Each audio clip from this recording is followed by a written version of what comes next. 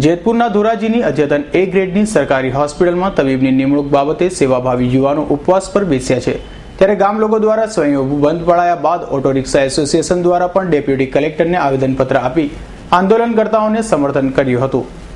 ધોરાજી શહેરમાં A ગ્રેડની અદ્યતન hospital તેમજ આધુનિક ઉપકરણથી સજ્જ આ સરકારી હોસ્પિટલમાં 11 ડોક્ટરોની જગ્યા સામે માત્ર એક ડોક્ટર હોય અને તે પણ ડેપ્યુટેશન ઉપર હોવાથી ધોરાજી શહેર તથા પંથકની લગભગ 2 લાખ જેટલી પ્રજાને સામાન્ય ઈજામાં પણ સારવાર માટે અન્ય ગામ જવું પડે છે।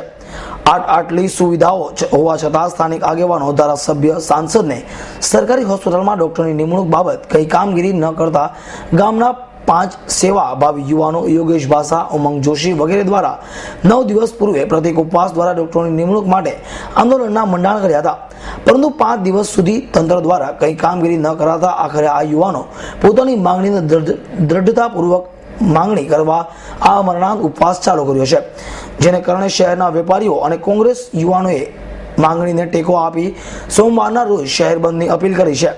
જે અપીલના કારણે વેપારીઓ દ્વારા સ્વયંભૂ શહેરને સજ્જડ બંધ રાખ્યું હતું અને ગત રોજની સફળતા બાદ આજે ઓટો રિક્ષા એસોસિએશન દ્વારા ઉપવાસવાસીઓને ટેકામાં એક વિશાળ રેલી કાઢી ડેપ્યુટી કલેક્ટરને ડોક્ટરોની નિમણૂક બાબતે આવેદનપત્ર આપ્યું હતું।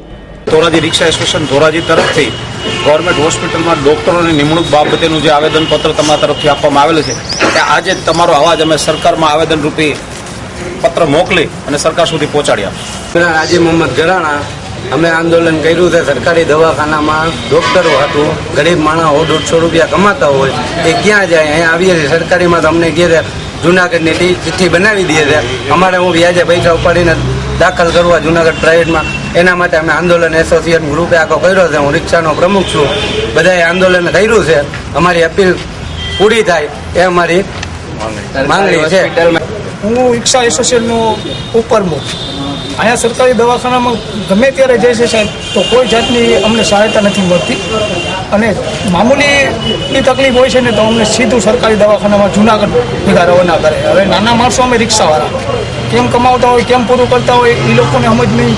તમારે જેમ તેમ પૈસા બનાવીને સરકારી દવાખાનામાં હેરાન થવું પડે છે। એમાં 2-3 દી અમારા ભાંગી જાય છે। એ માટે અમે સરકારી દવાખાનામાં ઊંચામાં ઊંચા ડૉક્ટરની નિમણૂક થાય તે માટે અમે રેલી કાઢેલ છે।